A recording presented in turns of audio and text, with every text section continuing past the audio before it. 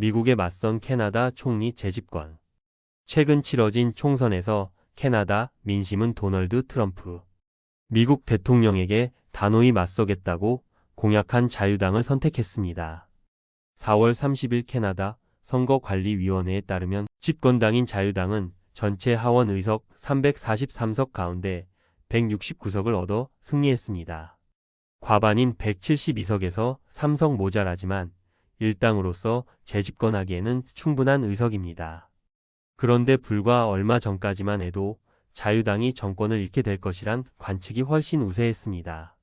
즉, 자유당의 승리는 기존 관측을 깬 반전이라 할 수 있습니다. 캐나다에서 어떤 반전이 벌어진 건지 살펴볼까요? 트럼프에게 조롱받은 트리도의 퇴장, 카니의 등장. 트럼프 대통령은 지난 1월 초 취임 직후 캐나다를 향해 고율 관세를 부과하고 51번째 주로 병합할 것이라는 등 캐나다의 주권을 침해하는 발언을 쏟아냈습니다. 이 과정에서 지스탱 트리도 당시 캐나다 총리는 트럼프 대통령이 있는 플로리다 마러라고까지 긴 시간 비행해 협상을 시도했습니다. 하지만 트럼프 대통령은 트리도 총리를 두고 캐나다 주지사라며 멸시했고 쩔쩔매는 트리도 총리를 보며 캐나다 민심이 싸늘하게 식었습니다. 파장이 거세지자 트리도 총리는 1월 6일 도망치듯 자유당 대표직 사퇴를 선언했습니다. 총리직은 새로운 자유당 대표가 총리로 선출되기 전까지 한시적으로 맡기로 했습니다.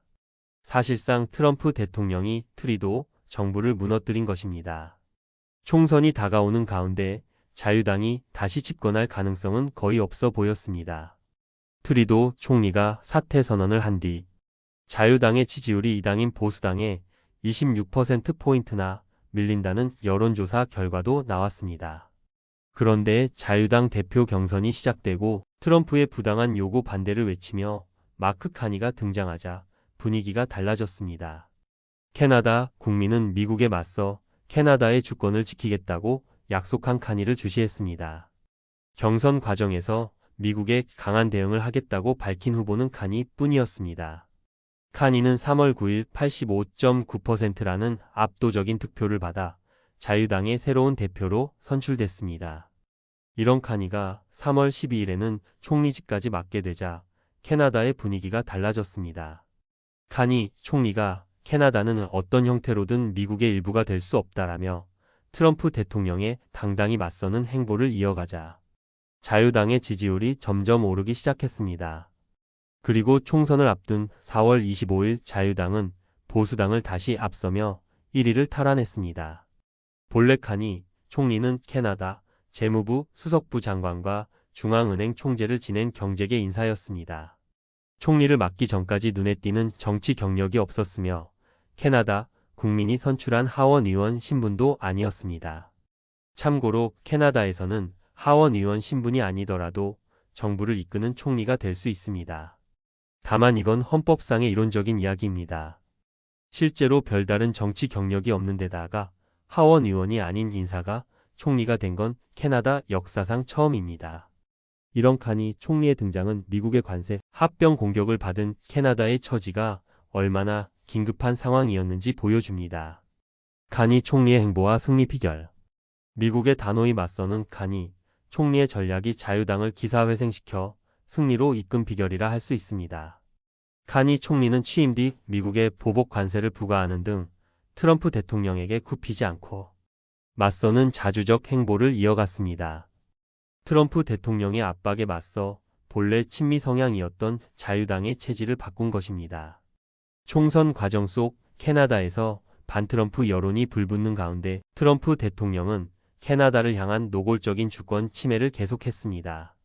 트럼프 대통령은 캐나다에서 총선이 치러지기 1시간 전에도 자신의 사회관계망 서비스에 캐나다가 미국의 소중한 51번째 주가대 세금을 절반으로 줄이고 군사력을 세계 최고 수준으로 무료로 키워라라는 글을 올려 도발했습니다.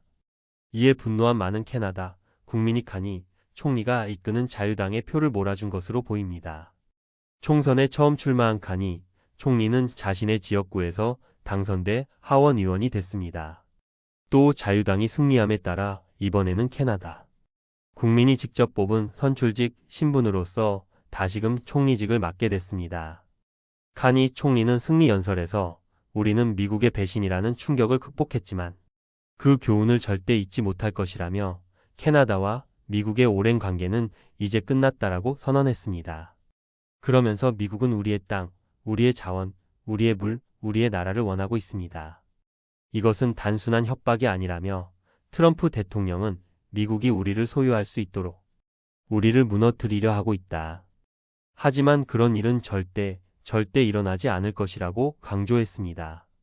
계속해 제2차 세계대전 이후 캐나다가 번영을 누릴 수 있도록 했던 미국이 주도하는 개방적 글로벌 무역 체제는 이제 끝났다라며 이는 비극이지만 동시에 우리의 새로운 현실이라고 알렸습니다. 또 카니 총리는 캐나다 국민을 향해 도전과 희생이 필요한 시기가 될 것이며 미국의 경제적 위협이 강하게 가해질 것이라고 밝혔습니다. 캐나다 국민을 향해 미국에 맞서는 길에 함께 해달라고 호소한 것입니다. 이번 총선 결과는 캐나다 국민이 미국의 쩔쩔매는 기성 정치권이 아닌 새로운 유형의 지도자를 호출한 것이라 할 수 있습니다. 앞으로 캐나다는 카니 총리를 중심으로 단결해 미국에 맞서 위기를 헤쳐갈 것으로 보입니다.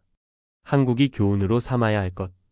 캐나다의 상황은 조기 대선을 앞둔 한국에도 교훈을 줍니다. 내란 내각 우두머리 한덕수 대통령 권한 대행은 미국이 원하는 대로 매국적 관세 협상을 밀어붙이는 중입니다. 또 내란 정당으로 지탄받는 국힘당은 그런 한 대행을 두둔하고 있습니다. 한 대행이 관세 협상을 통해 미국의 지지를 받고 대선 출마를 선언한 뒤 국힘당 후보와 단일화하는 식으로 내란 세력이 재집권을 시도할 것이란 관측이 파다합니다. 내란 세력이 한국을 강도질하려는 미국의 환심을 사 국익을 팔아먹으면서까지 정권을 이어가려는 꼴입니다. 윤석열 파면을 주도한 한국 국민은 엄동설안에도 광장과 거리로 나와 민주주의, 국민주권 회복을 강조했습니다. 그리고 조기 대선 국면인 지금은 내란 세력 청산과 민주정부 건설을 촉구하고 있습니다. 또 새로운 대통령과 정부가 미국의 부당한 주권 침해에 당당히 대응할 것을 요구하고 있습니다. 정치권은 국민의 준엄한 목소리를 명심해야 할 것입니다.